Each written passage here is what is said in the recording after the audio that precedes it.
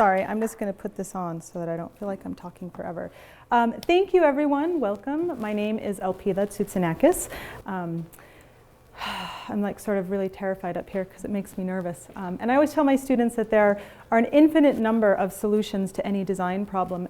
And I feel a little bit the same way about this presentation. There are an infinite number of ways that this could go in the next 20 minutes because I have a lot of thoughts and ideas about this topic and I'm really excited to talk about it. And so I would say that I don't necessarily have a specific point or one thing that I want you to come away with, but it's more of a collection of questions and ideas for us to then expand upon in discussion. So as Amy mentioned, I teach up at the university at the multidisciplinary design program. I had a newspaper here. You may have seen the broadsides out. Randall can hold one up out front. So please grab one of those. It talks a little bit more about the program. It's a brand new program up at the university. We just graduated our first class in the spring, and we're really excited about it. And I think I feel really fortunate to be able to work as a part of that program. There's that theme word. But a little bit about how I got there. A lot of people are sort of, when I say something new about what I'm doing, they're like, oh, well, I thought you were an architect, or oh, I thought you were a graphic designer, or oh, I thought you did letterpress, or oh, I thought you taught at the university, or oh, I thought you had a restaurant.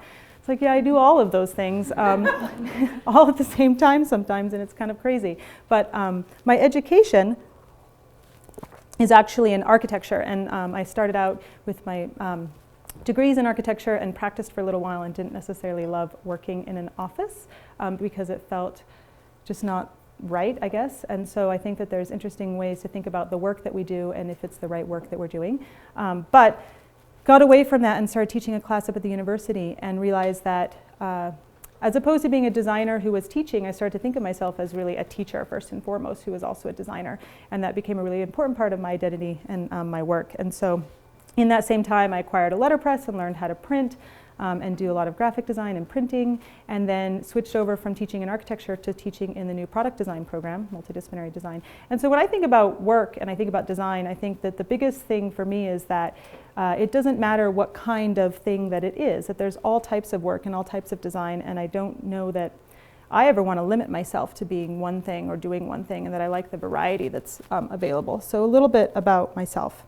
The topic today of work, right? I thought about starting out with sort of what is work? Like, what does that mean? Is it just something that I go to do a job, or is it something that I do day to day? And I started to think about, well, I'll start with a definition. Like, what is the definition of work? And if you're in physics, work is really just about applying a force to something in a direction, and the work is the force and the direction and the movement of that thing, right? So you've actually done something and moved something. It could be this really physical, tangible thing.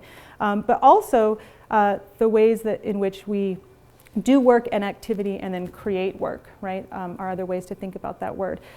So in starting to think about that definition, I kind of thought, like, all right, what are different types of work? We could think about the factory worker, in this case a child factory worker in the Industrial Revolution. Before that, the worker doesn't work in the factory and they're not as disconnected to what they're making or what they're doing, and they're actually maybe a craftsman. So we see this guy up here fixing a horseshoe in a guild, and so we're really connected to the work in that case and doing a very particular kind of manual labor, manual work. This picture in the middle, I don't know if you can see, but I'm sitting in the middle of a group of students and we're on a camping trip for MDD, and I thought this was interesting because it's camping and it's recreation, but it's also work because there's energy that expended. Technically, I'm on my job, but I'm fortunate enough that I get to go camping with a bunch of wonderful students as part of my job. And so we're having a good time. And this is really just the sort of comment crowd on the side of this rock. There's other people actually climbing and doing real work. We're just kind of hanging out and watching and enjoying the day and the landscape. This is down in the Canyonlands. And so I thought it was interesting to think about recreation. And in the terms, the ways that we think about recreation and what we're willing to do and call recreation as opposed to work, right? I was reading something where somebody was talking about climbing Mount Everest, and that's a lot of work, and it's actually really miserable while you're in it, and you get to the top, And it's sort of like you're thinking, why did I do this and why would I ever want to do this again? But how quickly we forget, right, how difficult something is. I feel like parenthood and having a child was the same way. In the first several months, I see some nodding, right? The first several months I would cry because I thought, oh, my child's going to be an only child because there's no way in hell I'm ever doing this again. And then how quickly, again, you forget. And it's like, oh, baby sounds like a nice idea. They're so cute and chubby and cuddly. I want to rub that baby on me.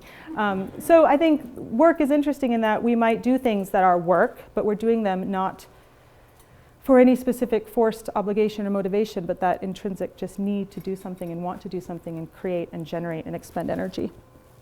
So really that kind of made me think, well, everything is work and nothing is work. And I guess that attitude in my mind talks about this idea that you could wake up every day and choose to just do work in a way that it doesn't feel like work, that you embrace that joy. And we'll talk a little bit about some ideas from William Morris and the arts and crafts movement, where there's this real ethic and inherent sort of value in enjoying work and thinking about work not as something that you have to do or something that's miserable, right? And I think when I think about this, I think about my grandmother, who is, I don't know how old she is, but she's older than 89 and younger than 95.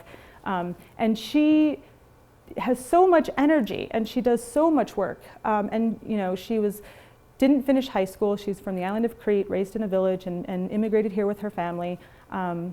Took care of children, had like a little like babysitting sort of operation out of her house her whole life until she sort of retired from that. But she still to this day gets up and thinks about work in the most positive way, right? She will never tell you no, and she will never approach something with like the sort of attitude of like, I don't want to do this, right? Everything is always just like, oh yeah, I'm going to do this and I'm going to enjoy doing this. And it's not about whether or not I have to do it or whether or not I want to do it for somebody. There's no question for her about whether or not you do the work. You just do the work. And so I think that in that way, everything is work, right? Dressing myself, taking care of my kids, going to work and doing work at the office or going to the grocery store or cooking my dinner. That's all work, right? If I was a hunter-gatherer, my work might be all about surviving, right? My day-to-day routine is about the work that I do to gather my food and build my shelter and take care of myself. And now we've become really abstracted from that because of, you know, hundreds and thousands of years of history and evolution. But she doesn't question that, right? Everything is work. But nothing is work because of the attitude about that, right? Nothing is hard work. Nothing is work if you think about the joy in everything that you might be doing. And so that kind of continued to get to me thinking about work as something we do, the work that I do as an action, or as a result of something that I've done, as in a body of work. And so as a designer, we might think about our body of work and the projects that we've done in the past. And as an academic, we think about the shared inquiry and knowledge that we start to amass as a scholar. And that work becomes something that we can all share and participate in, right? And it's this thing that exists somewhere in the hive mind, I don't know. Or is it the result of what we're doing? I think in teaching, and teaching especially beginning design students, it's really interesting to think about work as a sort of my work, right, or my style or my design. I think it's really difficult for students to enter into that realm of being a designer and having this body of work because they have nothing. And they see other people who have this huge body of work and it looks like something. And so the automatic assumption is that as a beginner, I've got to enter in and make that and do that. But I think the real key thing to remember is that you don't know what your style is until you've done enough work to see the style actually emerge, right? And we don't know what that all will be until we've actually done enough of it. I think also I was reading a quote to my students the other day from Ira Glass where you kind of have to do a lot of really bad work until you start to do good work. And so we have to embrace all of those types of things. And instead of judging how we feel about doing something, right, we could also sort of suspend judgment about what we've done or what we've made and what that body of work is.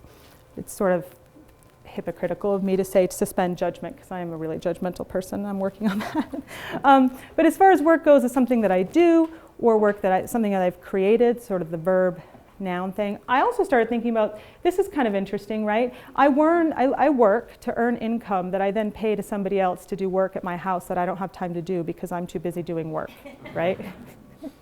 I'm also not very domestically inclined. I love to cook and entertain, but I'm not very good at cleaning up the mess. I'm the kind of person where I just remember where everything is, so nothing has a spot where it actually belongs. It drives my husband nuts. And in fact, people are always asking me, how do you get everything done in a day? And I tell them, well, I just don't do laundry, really. And it's true. And people I think that I'm being like sarcastic or clever or something. My son was over at my mom's house because she was watching them for a sleepover. He's 4 years old, and my mom had washed their clothes for them because they were coming back from the sleepover. My sister was folding them and putting them in the basket, and he walked up and started tearing the clothes out. He goes, Mama doesn't do this. Why are you doing that? And took all the clothes out of the basket. I was like, oh, it's true. I don't fold any laundry. There's like piles of laundry all over my house. It drives me nuts. But this idea that I could be gathering my food and taking care of my kids and the hunter-gatherers sort of take care of the survival of the human needs, or I could then sort of be in the home taking care of all those things in a modern lifestyle, or I could be at work and then paying somebody to do those things that I don't have time to do. So I think that in the same way that we'll talk about the division of labor in a minute, I think there's this interesting abstraction between the kind of work we do, what we associate as work, and then who is doing other work for us, right?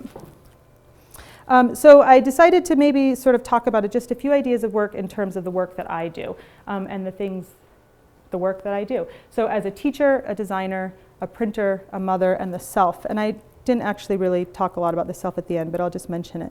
So as teaching, the work is to transfer knowledge, right? The work is to think about a bunch of information and sort of training that you want to give to somebody, but also to understand the student and to perceive how someone is understanding something so that you can communicate with them and sort of introduce them to this world of design, which I think is really exciting. And so in teaching, the design is the work is transfer of knowledge, and that knowledge specifically is design process. So I think that design process is really an exciting way to think about work because there's a very specific way that you can enter in and do that work, right? An iterative design process where you start out with a potential problem that could have an infinite number of solutions, like I mentioned earlier, and how you think about observing and understanding that problem to all of the types of ideation and brainstorming that you might do, to then iterating and refining those solutions again and again until you get to something where you possibly couldn't have ever known you were going to get there. This is really difficult for beginning students. They don't think about it at all in this terms. They think, I'm going to be a designer, you tell me to design a toaster, and I'll just decide what that toaster is going to look like and just make it for you. I'm just going to draw it, and here you go. And those of you that are designers know that's not actually at all how it works. You may first question whether or not you even need a toaster in the first place, or at least another one, or one shaped like a cat, which may or may not be the brief or the need. But then what really is a toaster and what is that going to look like, right? So design process is an interesting one to teach to students, and I think that the biggest part of that is nothing will make you feel better than doing the work. I try to remind myself that all the time, right? Like getting these slides done at 2 a.m. last night. Nothing would have made me feel better a week ago but doing the work. And so I think that there's these different phases with work or with projects where we might be really reluctant to get into something because it just seems so daunting, and then always in hindsight, we look back and think, oh, that wasn't so bad. We can kind of move on to the next phase, right?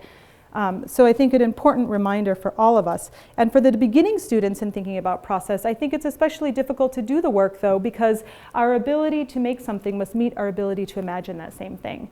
And typically, if we have no skills or we're starting something new, our ability to make that is really limited, or it may not match our ability to imagine something. And so there's this disconnection, and it can be really frustrating and daunting even. I don't know how long my timer has been on there. But while I'm trying to sort of meet those two things in the middle, it's also thinking about making in terms of actually thinking. So not just making to catch up with what I'm imagining, but making to explore and translate and develop what I'm imagining. And so that design really is manual labor. I think that statement means a couple of things for me. Not just that I might design something and make something and produce it physically with my hands and my body and creating that manual labor. But I think also just the process of imagining something in the world, right? We're all physical and in a physical reality, and imagining what those things might be and putting out iterations and doing it again and again and sketching and modeling and making. I think design becomes that manual labor. I think that one of the projects that I did last year, and I spoke at this at Pechachka as well, if anybody has seen this, but were these things called design exercises. At the program in the spring, we come up with these themes, and we orient the whole curriculum around that theme. So last spring we did play, and this following spring we'll be doing aid. And so last spring we positioned all of our studios around the theme of play for a couple of reasons, so that there felt like we had a variety of cohorts and students and studios working on a topic that really worked together, so that there could be exchange between studios and between cohorts, but that it felt like the whole program was really working on this one topic in a really particular way. You know, there were some sort of pedagogical goals as far as being able to compare studios at different levels and so forth.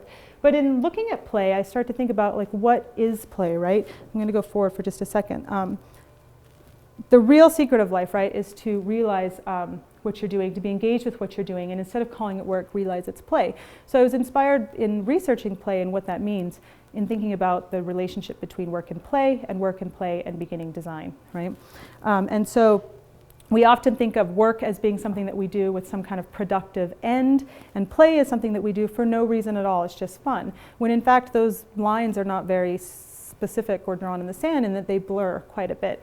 You could think about how children play, and the play that children do is real work, right? Not only in the literal sense of developing motor skills or language or relationships or social understandings of the context around them, but also in the fact that play is a creative act where you're actually constructing something, and you're making something that never existed, even if it's just pretend in your mind. And so you've generated something, and that must be work if you've generated something, right? And the definitions in the beginning are about where you're actually creating something with energy and doing it and moving it and things like that.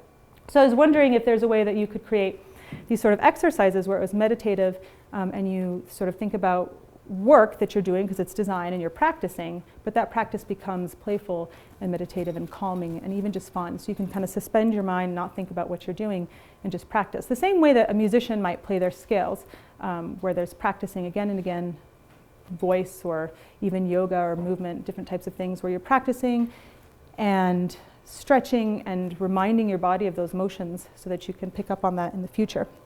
And so what does that mean as a designer, and how can I practice those skills in that same way? So in design, the work is to create solutions, and so a lot of my work is actually design, making something from nothing, which is, I think, is a really exciting aspect of design. How many of us are designers here? Like quite a few designers? I mean, I think that's like sort of saying, like, who can sing, right? Everybody can sing. Everybody could design something if they wanted to. I think that the common misconception with design as work is that you have to have some special talent or sort of sprinkling of magic fairy dust, and you sort of see things a certain way and you just make it. But in fact, it's real hard work. And I think that anybody could be a designer and train themselves and be disciplined to enter into that process, given the enough time and actually discipline to that process. So some of the work that I do is really different. This is a really recent project. We just opened another restaurant. It's called GR Kitchen. And so this is dramatically different than the work that I do at school, the work teaching beginning designers, right? In this case, it's very tangible, specific, direct work. And it not only involved designing the graphics and the identity for the restaurant, naming the restaurant, the interiors. We had sort of a blank slate. Well, it wasn't a blank slate, it was a Mexican restaurant before, so it was a lot of awful colors and lots of terracotta tile happening. And so we tore everything out and started with a blank slate. So I designed the interior. But even before that, we started with sticky notes on the counter and thinking about what is this restaurant and what is the experience. The concept is kind of like Chipotle, but Greek food, right? So you kind of go through this fast casual line and pick out different things. But we've seen places like that. It wasn't a completely original idea. We've seen places like that on the East Coast, but had to figure out what does that mean for us. So part of the design work here was thinking about menu and experience. And when the customer comes in, what do they do and how do they walk through this line, and where is everything needs to be placed. My husband and my brother-in-law and I still to this day have arguments every day about where things should be positioned in the cold table, and I don't think that anybody's ever going to be totally satisfied. So some of the work there in terms of combining architecture, graphics, experience, and thinking about things from a variety of perspectives. And then the other kind of work that I do in addition to teaching is printing. And I think printing is really a very a thing that I'm really passionate about, and I really love it. I'm kind of at a loss for words for a second about how I feel about printing. But I think what's exciting about it is that it is manual labor, and it is design as manual labor, because printing is really about that implementation of something that you want to communicate. And it's even more exciting when you start to think about the connection between what you're making and its real physical, tangible manifestation. If you know about type and typography, right? Those things have a physical sense to them. They are pieces of lead, even though they're just symbols in our mind. So there's this direction between the conceptual mind and the actual physical, tangible world. And I think printing allows that. You know, if any graphic designers in here who have also practiced printing or had the experience of printing their work, you are actually making your design in a very physical way as opposed to just sending it off to a printer. So it's a little bit more connected. And I think that for printing, that brings up to me this connection between the work that I'm doing and the actual design that I create as well. So William Morris in 1877 is a major person in the arts and crafts movement. You may remember Morris designs a variety of wallpapers and home furnishings and spoke a lot about decorative arts. I think product design and industrial design is interesting as a design profession because it's not very old. It's really only been around for 100 years.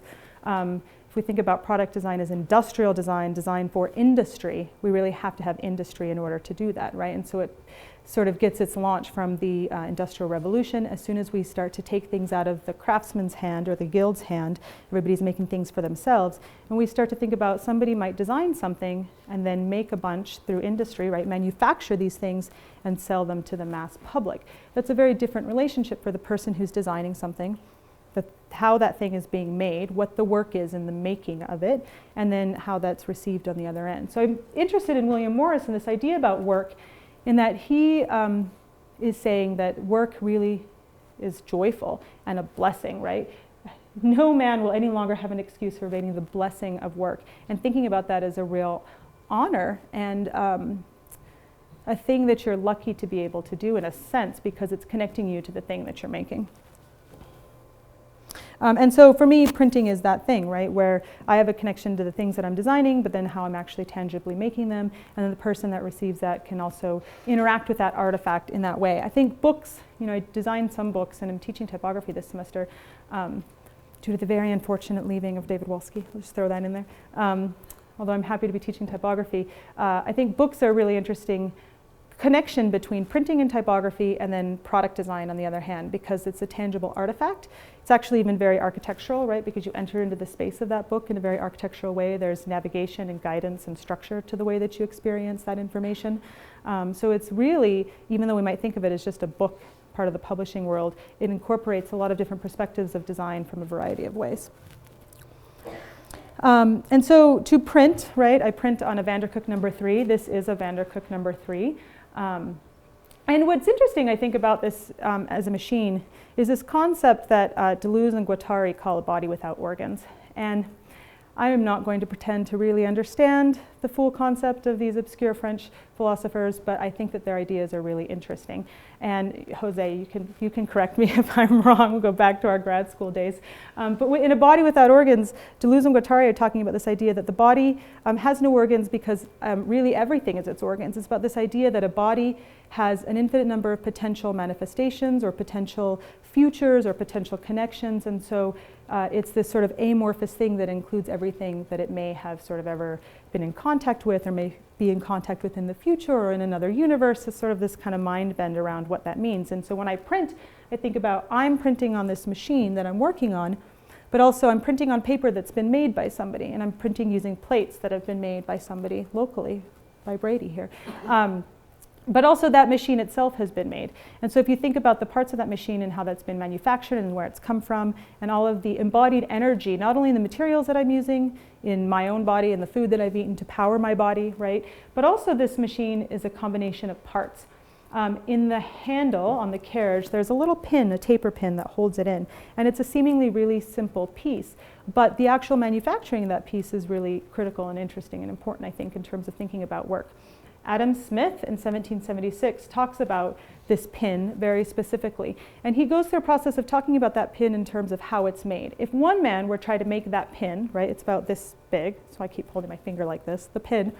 If one man were to try to make that, it might take him all day to make the pin, to go through, extruding the metal, shaping the metal, all these different processes. He mentions them, and I don't remember what they are, to make that pin. But if you divide that labor out, and one person does one piece, right? We all understand what division of labor is.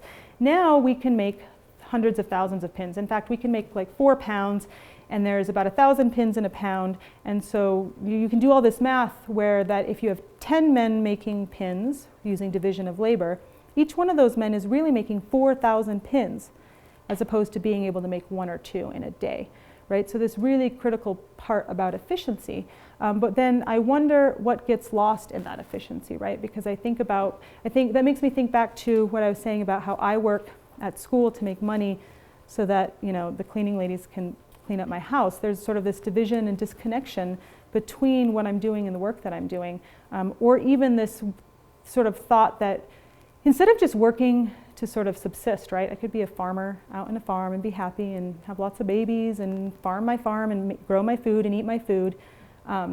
Or I can be part of this modern urban society that I'm in where I have to go to the store and rely on other people to provide that food for me. So this work is all kind of disconnected. In a way, it's this division of labor of societies, right? So I think that it's an interesting idea to think about what those implications are, because Morris would say that that actually is destroying our own sentiment or our own understanding of work. He would say that once you start to do that, right, the division of labor where one person is doing one part, I can't do it all, and I really have no idea what that means. And so now I'm disconnected from how that thing has been made, and I'm disconnected from the reality that I'm producing and entering things into. So it could actually be really damaging for our psyche in a sense, right? Quickly before I talk about this, though, I would mention that in combination with division of labor, you could also think about Winslow, middle name Taylor, who around the same time is talking about efficiency in terms of managing production. So real critical things that are happening during the Industrial Revolution to maximize efficiency, right? We're dividing the labor so that we can get more done, but then we're also managing the labor in a very different way. And so there's this brilliant idea of scientific management where I need a manager to actually tell the workers what to do. They shouldn't worry about organizing themselves. There's 10 people all with one task. They have no idea what the whole thing is. Now they need a manager that sees that big picture so they can put it all together. Well, I think the problem with that is that we've gotten to a point where we have very little control, not only of what we're making and being able to make the whole thing, but recently on, you know, some social media platform, I saw an article, maybe an NPR, talking about new studies that show blood pressure in work situations relates to how much control you have over what you're doing. So people who are stressed in work, which typically we all are, that stress can be amplified, or that stress can be more dangerous if you have less control over your work. So meaning if you're in charge, or you're doing your own business, or you have control over your own hours, that stress doesn't affect your blood pressure in a physical way like it does if you're just working for somebody that's managing you and telling you what to do all the time. So these huge breakthroughs, right, Taylor and Smith are so excited about and proud of in efficiency, have real human costs in how we understand work and think about work. So that the transition from that really is they're thinking no work is insignificant, right? That little pin is an important job and you should fall in line and do that job with the rest of your workers. I would say that no work is insignificant in a different way in thinking about the types of thing that we do. Right, work at, if I'm a CEO, my work feels really important. The work of the president, for example, might feel really important.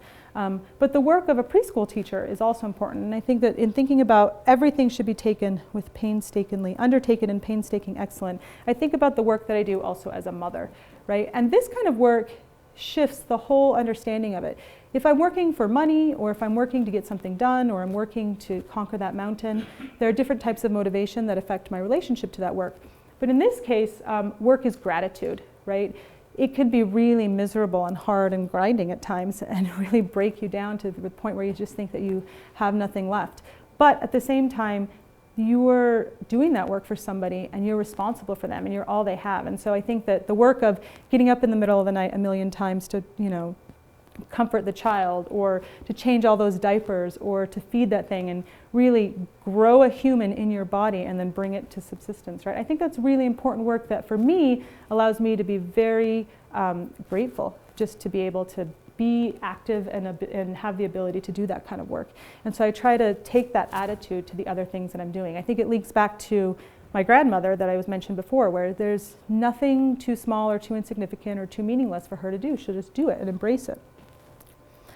And so that got me thinking about work ethic, right? If work is gratitude, and what is the ethic of work?